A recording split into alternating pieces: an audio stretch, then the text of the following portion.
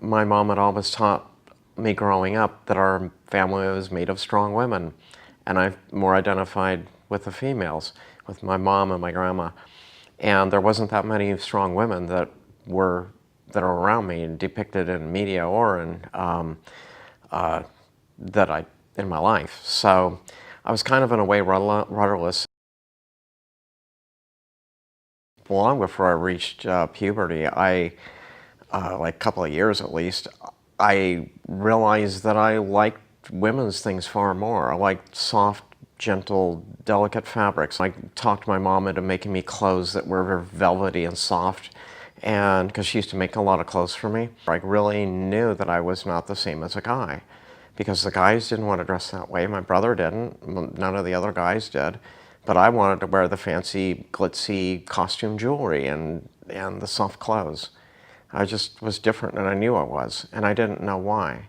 When I learned and really started observing my father and how his body was as he was an adult, the more I didn't want to be a man, because I didn't want the body hair, I didn't want the facial hair, I didn't want the bulges the way they were. I liked the soft, gentle beauty of women and the way their skin was. As my body morphed into maleness, as the testosterone started flowing, the intensity of the feelings towards being female dramatically increased, and to the point where I thought I was crazy. I couldn't deal with this stuff, the feelings I had. And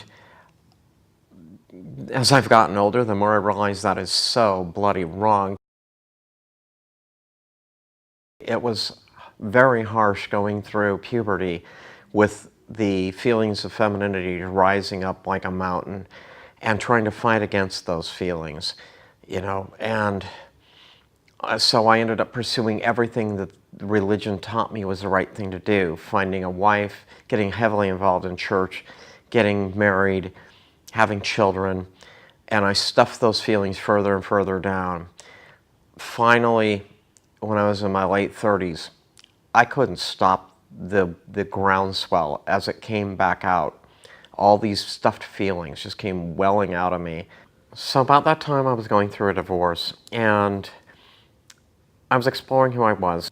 My dad started dying of cancer too, and I didn't know what to think of this whole situation, because I had been kind of close to my dad throughout life, but not that close. I took him to the hospital, and I knew it would be his last time ever at home. I finally decided I'm going to go back and start cleaning his house. So I went over to the bathroom that he told me never to go in. In the bathroom that I had opened up were his clothes. Dirty clothes. Dirty women's clothes. In a bedroom, nicely, neatly folded up or hung up women's clothes, hidden away in places you wouldn't see them readily. I realized at that moment my dad was dealing with the same thing I was. I took a week to think about this, and I went into the hospital. I went up to the bed and I said, "Dad, how long have you been dressing in women's clothes?" I knew what was going through his head, and then I said, "Dad, I'm asking you this because I've been doing the same thing all my life too." And he just laid there staring at the ceiling and started laughing and shaking his head. He could not believe. At that moment, we both came out to one another. And I shared with him my story, he shared with me his. And it turns out we pretty much had the same kind of history. So here he was on his deathbed at 67 years old, hearing for the first time that he could have been open and honest with me, and I could have been open and honest with him. I can't even remember everything we talked about, because it's been nearly 20 years now since this happened. But that's a big part of who I am today and why I'm so open and honest about who I am, because being transgender, they've found, is either genetic or epigenetic in nature. I've already known it, and so have most other families who've had family members, multiple family members who are trans, know that it runs in families. but not in mine. It gallops in my family.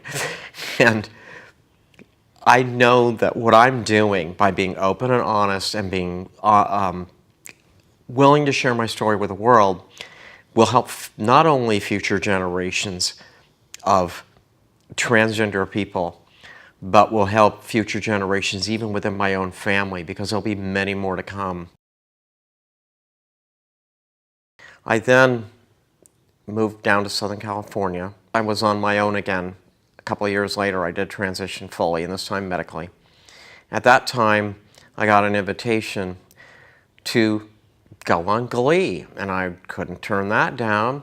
I ended up going on the episode with the giant transgender choir. There was 197 of us in that choir.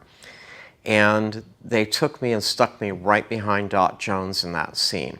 I ended up getting more camera time than just about anybody else in that whole 197-person choir because of strictly where I was put. I'm amazed at how many of them I know and how active all of us are. And I started getting contacted by Hollywood people looking for transgender people to act.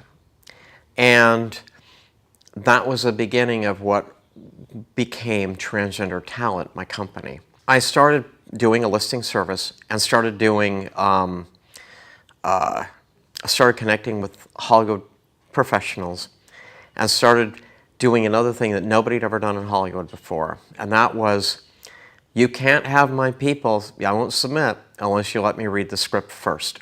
I could see that there was a lack of representation in Hollywood, that there was nowhere for Hollywood to go to find actors that were trans, because most of the agencies or managers would pick up one transgender person, and that was enough. We've got our little box checked now, because we were being so badly misrepresented in Hollywood that we were being vilified by the population of this country.